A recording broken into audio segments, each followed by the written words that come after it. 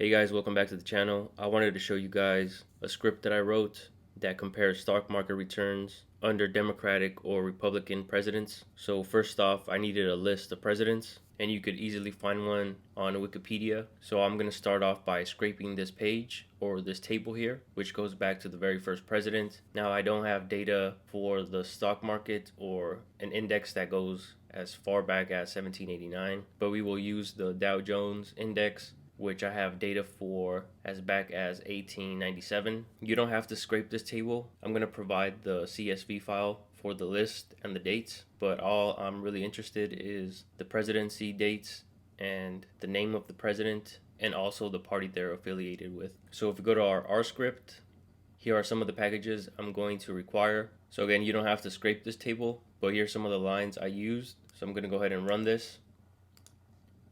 We'll take a look at how the table looks. So as you can see, there's a lot of formatting that needs to be required for us to use this. And since I'm not going to be calling this table multiple times, what I ended up doing was just copying this table into Excel and then formatting it there, which is what I've done here. So I've just written it as a CSV file. Then I formatted the table in Excel and then I read it back in. So I'll go ahead and provide the CSV file along with the script on GitHub, and I'll leave the link down in the description area. So here I'm just going to read it back in. If we take a look at data, here are the columns that I need.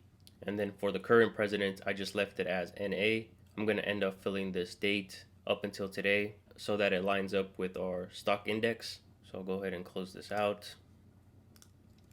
So here again, I'm just formatting the dates and then I'm replacing the NAs with today's date. So I'll go ahead and run these 3 lines. So the next thing I need to do is I need to subset this list because my stock index doesn't start until 1897. So what I'll do is I'll subset data, and I'll use data from is greater than or equal to as date 1897 0101, and then I'm going to create 2 groups, one for the Democrats and one for the Republicans. So I'll do rep for Republican, and again I'll do subset data party equals Republican, and then I'll copy this line and I'll do the same thing for the Democrats. So here I'll write Democratic, change the name to Dem, go ahead and run this line. So if we take a look at those data frames, here we have 13 different presidents that are classified as Republican and only 8 for Democratic. Alright, so the next thing I need to do is get the Dow Jones price history, and I'm going to get that from Quandl and also from Yahoo Finance. Alright, so you are going to need an API key from Quandl, but this is the ticker name, and unfortunately this data set is truncated, so I need to get the remaining data from Yahoo Finance. So I'll use get symbols for that. So I'll go ahead and run this line. Now I'm going to row bind these 2 data sets together by running rbind, and I'll use Quandl's data first, and I'll do up to 2015 along with the close of DJIA2,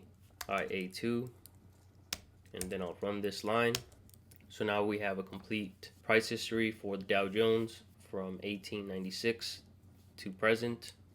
Alright, so the next thing I did was created functions, and what this first function does is I'm going to extract the stock index return for each president. The second function will calculate the maximum drawdown during each presidency, and then finally my summary function will kind of give us a summary of our returns and drawdowns so that we can compare the Democrat versus the Republican Party. Alright, so now to use these functions, I am going to actually insert a new column called ret, which will give us the return for each president in our Democratic Party table. So I'll use do call rbind lapply as list 1 through the number of rows in our Democratic Party table, and then our function will be get Dow Jones return.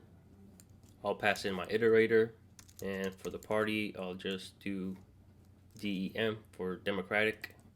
So go ahead and run this line, and if we take a look at that table, we now see a new column with the index return for each president. Alright, so now we'll do the same thing for our Republican table. So I'll just use REP here. Go ahead and run this line. We'll take a look at that data frame. Alright, so now I'm going to copy these two lines because it'll be the same thing for our maximum drawdowns, and all I need to change is this to mxdd for that function we created here. And I also need to change these to a different column name, so I'll just use mxdd for maximum drawdown, and then I'll run these two lines. We'll take a look at our tables, and now we see a new column here for our Democratic table and our Republican table. Alright, so now I'm going to create a summary for the drawdowns and the returns by using the summary function I created here. And then we'll view the results. Alright, so the first three columns are for the Democrats, and then the last three are for the Republican Party.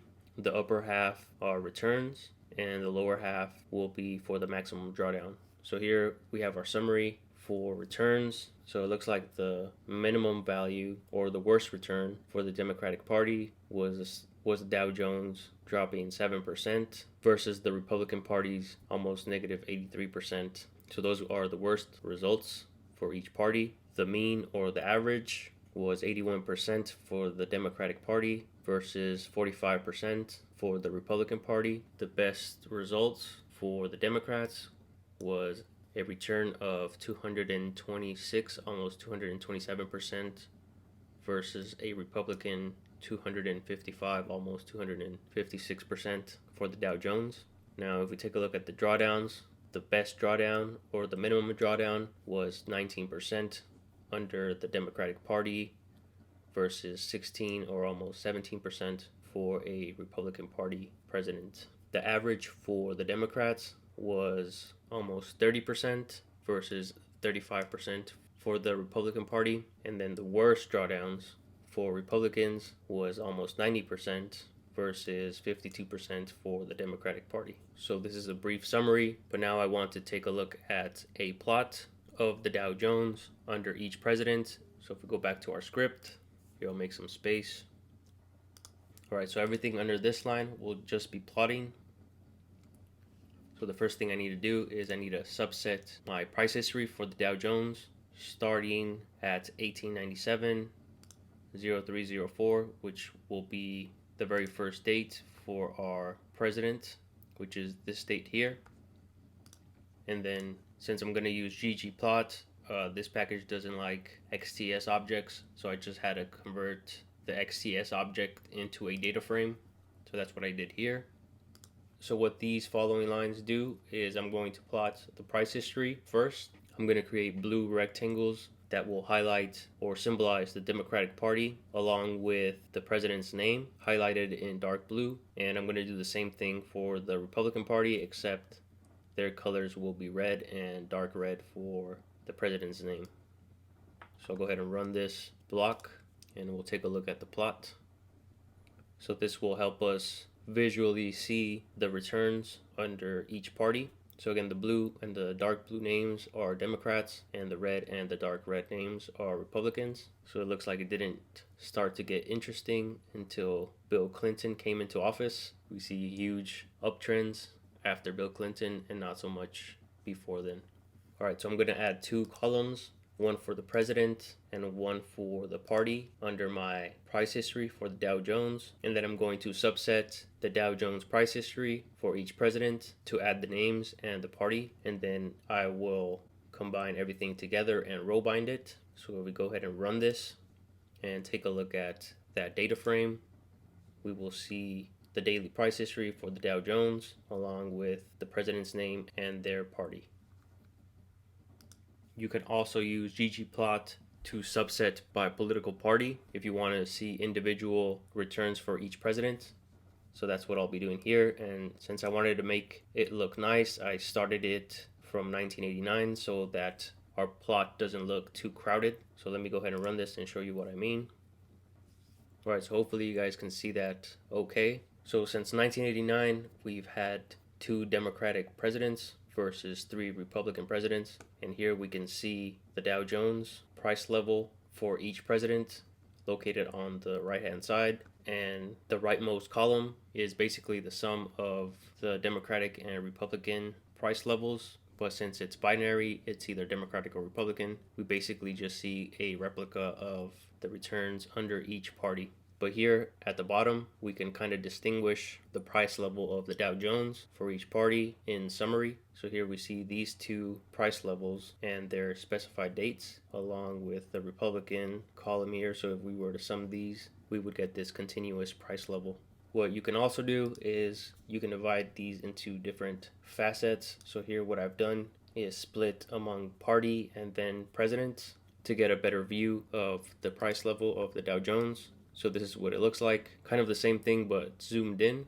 And again, this is going back to 1989 just so that our plots don't look too jammed. Alright guys, so that concludes this video. I hope it was somewhat informative. Again, I'll leave the links down in the description so you could get this script along with the CSV for the table that I scraped from Wikipedia. Let me know if you have any questions, and as always, thanks for watching.